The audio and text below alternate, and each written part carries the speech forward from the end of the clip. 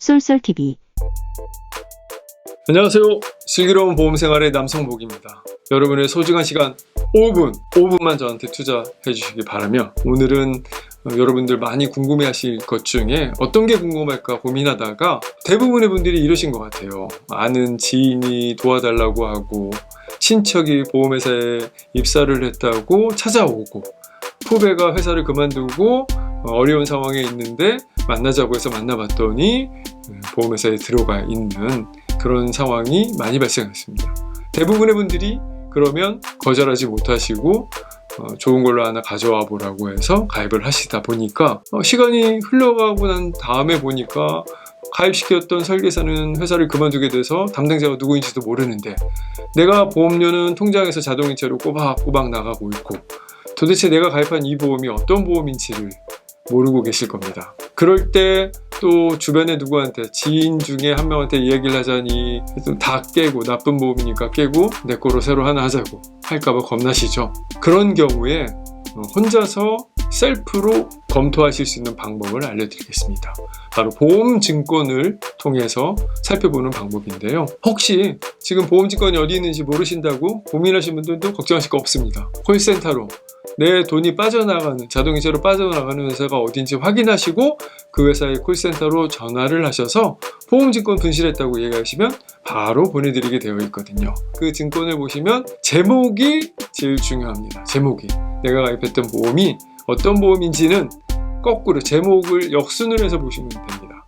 종신보험이라고 되어 있으면 보장성 보험이고요, 연금보험이라고 되어 있으면 저축성 보험이라고 보시면 됩니다. 근데 그 앞에 CI가 붙어 있을 수도 있고 GI 종신보험이라고 붙어 있을 수도 있고요, 변액연금이나 변액적립보험이라고 붙어 있을 수도 있거든요. 이런 거는 그 상품의 각각의 특징을 좀 더 세부적으로 이야기를 하는 거죠. 예를 들어서 돌다리라는 것처럼 다리가 메인이고 앞에 있는 돌이 수식을 해주는 단어입니다. 그래서 그 보험증권을 살펴보실 때 제목을 꼼꼼하게 살펴보시면 그 제목에 정답의 90%가 다 나와 있는 거죠. 두 번째로 보실 부분은 가입했던 시기를 살펴보시면 도움이 되실 겁니다. 오래된 보험이 무조건 좋다라는 것이 아니고요, 각 특약별로 장점이 사라지는 시기가 있거든요. 저번에 잠깐 말씀드린 것처럼 수술특약 중에 5생명보험회사의 수술특약은 2008년 3월 31일까지는 1종에서 3종으로 보장이 되어 있습니다. 수술을 크게 세 가지로 나누는 거죠.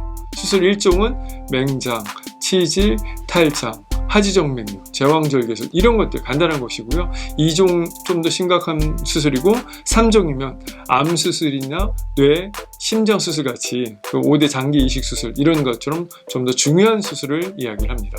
이게 좀 전에 말씀드렸던 5생명보험회사 기준으로는 2008년 4월 1일을 기준으로 해서 13종에서 1호종으로 변경이 되어 있습니다. 1호종으로 나누면 새로운 분류가 들어간 것이 아니라 1종 있던 부분이 2종, 3종으로, 그리고 2종, 3종이 3, 4, 5종으로 변경이 됐다고 보시면 되고요.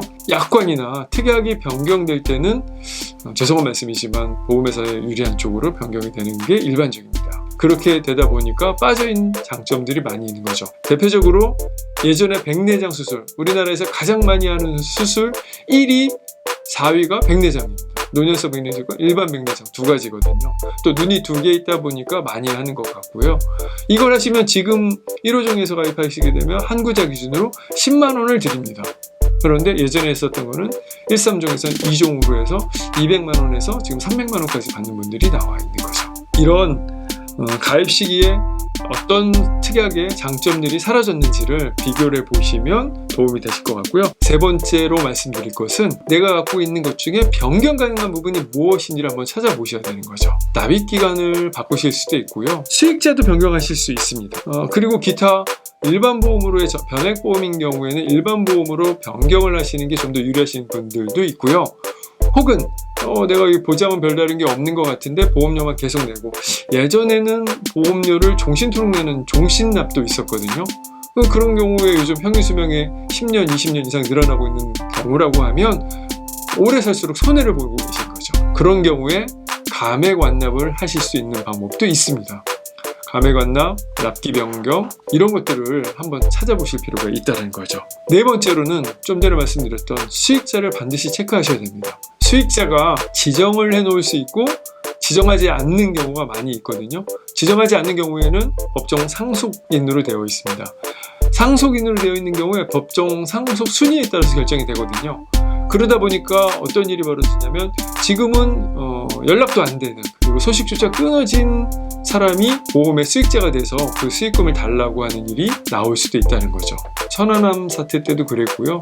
세월호 때도 그런 일이 벌어졌던 거죠. 수익자 지정 반드시 하셔야 되는데 지금은 실제로 수익자 지정되어 있는 상품은 30%가 채 되지 않는다고 합니다.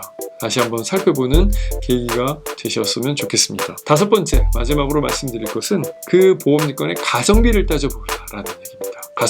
가성비라고 하는 부분, 왜 자꾸 말씀드리냐면 모든 보험이 상품마다 그리고 특약마다 주계약마다 이 특징이 있거든요. 종신보험이라고 하는 것에서 주계약이라고 하는 것에는 나중에 환급금이 발생합니다. 주계약비로 나가는 것과 특약이 있거든요. 근데 특약은 특징이 뭐냐면 만기가 있어서 반드시 소멸이 된다는 거죠. 80세 만기, 90세 만기, 100세 만기가 있는데요. 80세 만기로 되면 81세가 되는 시점에 모든 보장이 사라지고 여태까지 냈던 보험료도 같이 없어지게 되는 거죠. 그런데 특약이 5년마다 갱신되는 거라고 하면 나중에 이 보험료가 나이가 드실수록 발생 확률이 높아지고 보험금 지급이 많이 되다 보니까 보험료 상승도 어마어마하게 올라갈 수 있을 겁니다. 그래서 그걸 요즘 보험료 폭탄, 갱신보험료 폭탄이라고 이야기를 하거든요. 이 부분에 대한 것도 반드시 살펴보셔야 됩니다. 더불어서 아까 말씀드렸던 주계약 환급 부분인데요. 주계약 환급 부분이 사업비가 또 있습니다. 그 사업비 빼고 나중에 환급을 받게 되는 부분이어서 그 부분이 내가 사망했을 때 1억 원을 보장받기 위해서 실제로 보험료 내는 게 몇 프로나 되는지 이 가성비를 꼭 한번 따져보시기를 바란다는 거죠. 여러분의 작은 노력이 손가락 사이로 빠져나가는 금액을 막을 수 있을 겁니다. 오늘도 들어주셔서 감사합니다.